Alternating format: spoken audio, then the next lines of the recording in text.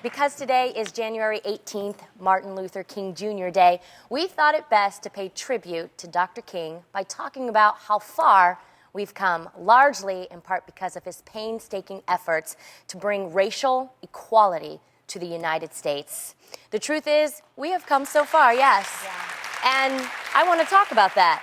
He had a dream, and has his dream actually come true? Lonnie, what does Dr. King's legacy mean to you? Well, you know, when I was a college student, his late daughter, Yolanda King, came to our college to speak, and I had the honor of having dinner with her. Oh, wow. And she shared some amazing stories about her father. But she said the main thing that Dr. King wanted was equality for all people. Yes. He just wanted everyone to have a chance. And we're coming a long way. But, you know, think about it. This show wouldn't be here today if we didn't have the actions of Dr. King and the civil rights workers. Absolutely. You know, because of the passage of the 1964 Civil Rights Act, you know, discrimination, you know, is outlawed. I mean, your mother coming from her country and able to come here, you know, your parents being able to live, you know, in a place wherever they wanted, you know, my mother, you know, and, you know, the things that we did, but you really, your mother and father being able to come together. At one point, it was illegal for them to be married. Yeah. Wow.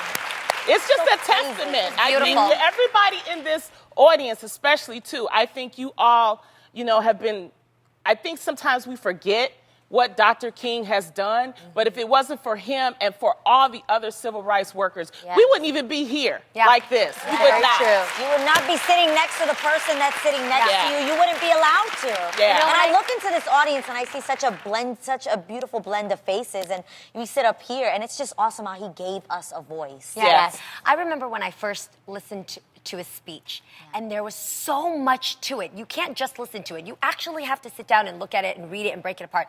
And I remember there were so many big words in it for me to understand at the time that I broke it down and I actually translated it in Vietnamese so that I could understand it and that my family could marinate in what his words meant. And I actually took a little part from my report that I wrote when I was younger. Okay. And this is a part, this really struck to me because he was so ahead of his time that this is actually exactly what we're going through right now. He said, "But there is something that I must say to my people who stand on the warm threshold which leads into the palace of justice. In the process of gaining our rightful place, we must not be guilty of wrongful deeds. Let us not seek to satisfy our thirst for freedom by drinking from the cup of bitterness and hatred. We must forever conduct our struggle on the high plane of dignity and discipline. Dignity and discipline. We must not allow our creative protests to degenerate into physical violence. Again and again, we must rise to the majestic heights of meeting physical force with soul force." Wow.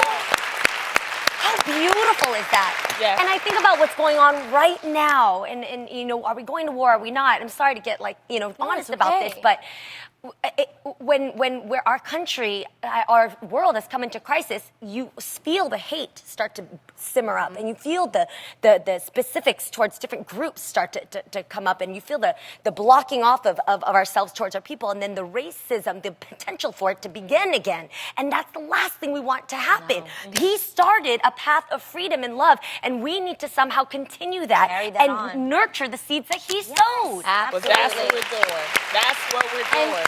I have to say, you know what I love about this show, and what I love about the show that I just see just growing with the viewership that we have, is that yes, we are women of color here, and we represent women of color. But when people watch us, they don't only just see color. That's they right. see these amazing different personalities that represent any woman that might have the same personality as we do. And that's beautiful. You no longer see color, you see a soul. You see a soul, you see people. And we just want to say thank you, Dr. King. Thank you so much.